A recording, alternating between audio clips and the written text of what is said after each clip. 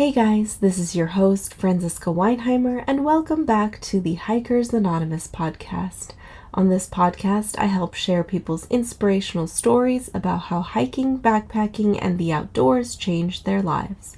If you have an inspirational story about how the outdoors positively impacted your life, please send a short synopsis of your story to hikeoregon@hikeoregon.net and put in the subject line podcast guest. Today I am talking with the wonderful Audra. She grew up in Nevada and was the product of lots of trauma from drug-addicted parents, so it was no surprise that she took her first drink of alcohol at age 10 and started using drugs by age 14. She moved to Oregon when she was 19 years old and got married and continued drinking. Keep listening if you want to hear the rest of her amazing story. Okay, so thank you so much for being here. I want to hear a little bit about your history with the outdoors. Did you grow up enjoying the outdoors, or were you just more of a city kid? Well, I grew up in the city, in Reno, actually, and my mom lived down south in Armagosa Valley, so like out in the middle of the desert, in the middle of nowhere, and we would have to visit her in the summer, and so I did spend a lot of time outside riding three-wheelers in the desert, but aside from that, not really. My family wasn't very outdoorsy. Mm-hmm. Right. So is there anything that happened in your life that kind of led you to the outdoors, I guess? Yeah, when I moved to Oregon, I moved here because it was so beautiful. Mm-hmm. Nevada has beautiful spots, but it's pretty brown, you know, and so the trees and the outdoor stuff, it was just gorgeous here. And I always liked camping, and in my first marriage, I started hiking with him. But I didn't have a very good experience because he was very mean, and, you know, I wasn't fast enough, I didn't know enough, and so I kind of gave it up for a while. And then around 2016, I got sober. I quit drinking, and then in 2017, I had weight loss surgery, and I decided I really just wanted to hike again. I really missed it. And so actually, back a little bit, when I first got sober, before I had surgery, I tried to hike Spencer's Butte, and I was very heavy and not very healthy. I was still smoking, all this bad stuff, and I thought I was going to die. Like, I made it not even halfway up the hill. And my heart, I had a Fitbit, and my heart was pounding, and I thought I was going to have a heart attack and die. I feel like sometimes when you see your heart rate on those watches or Fitbits, it can almost exacerbate the issue where you're like, oh, my heart is going crazy, and then it goes even more crazy. And so I headed back down, and but I still wanted to hike again. I knew that I missed being outside, and something, you know, when I got sober, I needed calm, you know, and so had weight loss surgery about a year after I got sober, and my friend took me on my first hike up Patterson Mountain, which I know you've like written a lot about, and that's one of my favorites. Yeah, it was a good one. And I tell you what, it kicked my ass. Like, it was a hard hike for me. But I just kept going, and the mosquitoes were terrible. I was like covered in mosquito bites. But I made it to the bench up there, and the view of the Cascades and everything. It was just incredible, and that lit the fire under my butt. I started hiking non-stop. It was like every weekend. I went back to Reno on vacation that summer, and I took my son on hikes every day. I found a new hike every day that we were there. I think except for like 2 days. Wow. And so, and then there was my Diamond Peak experience. So, oh yes, tell about that. So it was like September, I believe, and again, I had just hit a year sober in June. I was starting to lose weight. I was still pretty heavy, and my same best friend that took me to Patterson Mountain, she was like, we should summit Diamond Peak, and so I was like, okay. Wow. So we got up really early in the morning, went up there, and that you don't realize until you get to that false summit and you keep going a little, and then you're like, oh, I have to skirt around these like crazy rock spires, and the trail just I mean, it's a sheer drop off. Couldn't do it. So the fall summit was good enough for me. It is. But you get the same view, basically. Yeah, you do. And the same accomplishment, I think. I got to the top and I burst into tears. Like, I just was reflecting on my life and how it used to be. And, having lost some weight, sobriety, I had just met my now husband. We were dating. Like, all of these amazing things were happening in my life. And looking at that view, like, I lost it. It was such a spiritual experience for me. And then that's when I decided I liked doing peaks too, not just hikes. So that was a really amazing moment for me. Yeah. And it's my favorite peak to climb.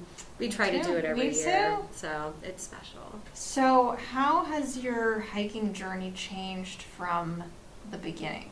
Well, the beginning. Besides, not being even able to make it up Spencer's Butte. Yeah. Well, I mean, now it's different because we have kids, Okay. But my love for it has not changed at all. Right. I get antsy if I can't get outside, and it's really hard. We have 3-year-old twins right now, know, and it's not going to happen every weekend. No, it's not. And it's a different dynamic, right? Like, we have to pack everything up in the car. We have to make sure we have snacks. I mean, it takes a lot to get ready for a hike. Right. So we don't do as much these days, but it's still, and my husband's an avid hiker too, and he always has been, and that's how we kind of connected. Fell in love with him on the trail, I like to say, because our first date was a hike up Spencer's. Oh, that's so fun. Yeah, it's, the only thing that's really changed is how often we can do it now, and having kids. And I guess the length of hikes, too, probably. Yeah. But they're little troopers. Like, they actually really love to hike, and every time we go camping in the truck or our RV, they're like, are we going to go hiking? So fun. They love it, too. And I hope that they keep that love throughout their life. Yeah. So, do you find that now that you're hiking with small children, that you are able to slow down a little bit and see some of the little things that you may not have seen when you were go hiking every weekend? Not really, because I'm a slow hiker. So my husband's like a mountain goat, and he goes fast, and I'm always lagging behind. I go at my own pace, you know. And I've always been one to just kind of stop and take in the views and see the little ferns and mushrooms. And now with my girls, I have them convinced that the fairies live in the forest, and so we always go on fairy hunts, and it's really fun. That's so cool. Yeah. Okay, what are some lessons that you've learned through hiking and being in the outdoors? Water. Take enough water. I've only had one experience where we didn't have enough. That's scary. Yeah. So my son and I went on a backpacking trip together, just he and I, when my girls were just a few months old. And we hiked into Rosary Lakes, and then we were going to go up to Maiden Peak the next day. And I had done it once before, but I forgot, how, it's strenuous. Yeah. It's steep. Yes. And there's no water. After the lakes, there's no water. Yeah. So I thought we had enough, but we didn't. So we didn't go the whole way. We turned around and came back, Yeah, and I think also listening to my body, I don't have to finish the hike if my body's saying, no, don't, That's a really good lesson and a good point. Yeah. Because I think people forget that, and they're like, I drove all this way. Yeah. And then they get out of the car, and they might not feel well, or... what if they're dizzy or something? Yeah. Oh, they might push on because they drove 2 hours to get to this trailhead. Yeah, and it's not worth it, right? Like, it's not worth... Or their ankle's hurting, and they're like, half a mile in, I don't want to turn around because I drove all this way. Yeah. Or they're with other people and they feel bad. That comes into play, too. Yeah. So that's a really good point. Yeah. Listen to your body. Absolutely. Yes. I don't know if it's so much a lesson, but just, recognizing that what our bodies can accomplish when we try and when we do it. Really put our mind to it. Your mind is a powerful thing, for sure. Yeah, I learned that on the Timberline when we tried to do the loop. That was really difficult hiking. And we ended up tapping out early because my friend had some health issues going on, and that's another lesson, right? Yeah. Listen to your body. Yeah.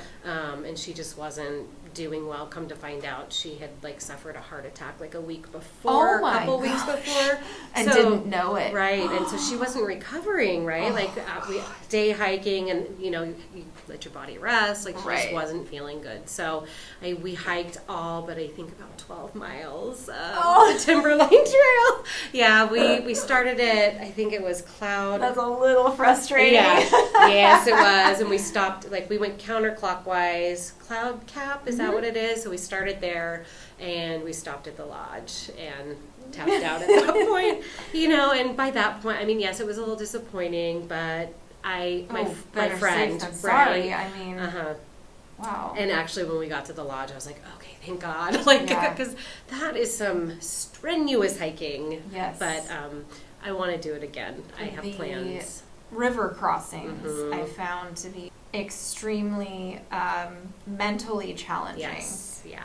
I'm a little afraid of water, especially that kind of water where it's not clear. Like it looks like chocolate milk sometimes. You can't see what's in it. You can't see the rocks. Right. You can't see the bottom, and you don't know how deep it is. Yeah. It's really and scary. Yeah, some of them too. Like it's a sheer drop off. Like I forget Elliot. So that it's one like, is terrifying. Yes, There's a waterfall. Yeah. Right after you cross, or you're supposed to cross. So if you fall in, I mean, you're done. You're screwed. Yeah. So that definitely is like mentally challenging.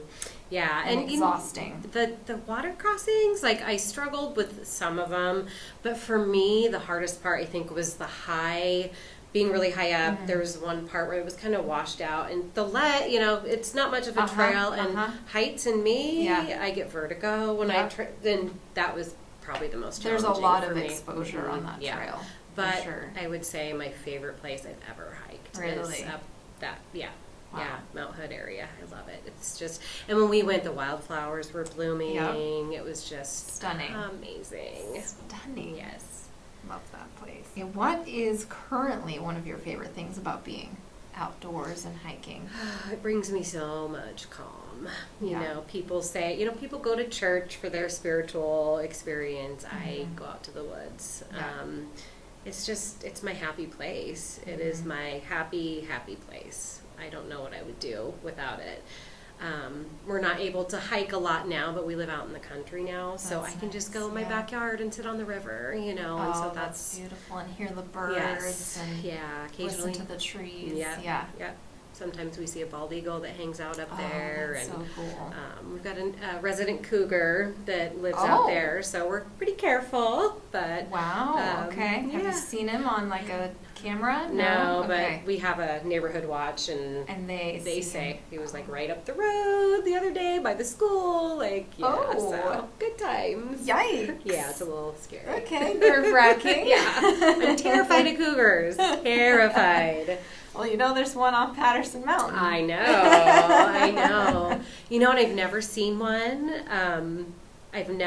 But I know, when you get that feeling. That's happened a few times. China Saddle, we did once, and I just got this feeling like we were being watched. Yeah. So, Oh, yeah. I got that feeling on French Pete. No, sorry, the one next to it, Rebel Rock. There was this loop. It's since burned. I don't think it's reopened yet. But that whole Cougar Reservoir area, it was crazy. I think we saw 17 piles of scat just on the way up, and now it's a loop. So that's half the hike. Oh my God. And we were counting because after seeing 5 scat piles, we're like, wow, this is a lot. We need to start counting. So we started counting the scat piles. It was some crazy number, and then we got up to the top. There was a lookout. It burned down. We were going back down, and I just got this hair on my neck standing up feeling, and I was like, ooh, I don't love this. And then on our way down, some rocks started rolling down the hill. Oh my gosh. And we're just okay. Yeah. Like you just had this feeling like something is watching you, and then rocks start rolling down the hill. What's up there? Whew. Yeah. No fun. I was like, okay, we're out of here. Yes, yeah. Is there a message you would like to share with the listeners? Could be anything from like an inspirational quote or something that has helped you specifically, or maybe just a place that you think people should visit. Yeah. I would say just get out there, just get outside. It's so good for our physical health, our mental health. I'm a therapist, and I always encourage my clients, get outside. Like, do you like to hike? I know some good hikes, because it's so good for us, and just to do it. And don't doubt yourself. Start small, know. I think everybody should hike. Like, I just think everybody should do it. It's an amazing experience, pushing your body, seeing what you can do. It brings so much confidence, too, I feel like. Yeah, especially when you start bagging those peaks, It's like, I've done a few of them, and every time it's like, wow, I can't believe my body allowed me to do this. Right. And that, being grateful. Like, I have legs that carry me up these mountains, Yeah, it's pretty incredible. Well, thank you so much for sharing your story. It was good to have you here. Yeah, thank you. Yeah. I hope you enjoyed today's episode. Again, if you have an inspirational story about how the outdoors positively impacted your life, please send a short synopsis to hikeoregon@hikeoregon.net and put in the subject line podcast guest. Thank you so much for listening. Stay safe and happy trails.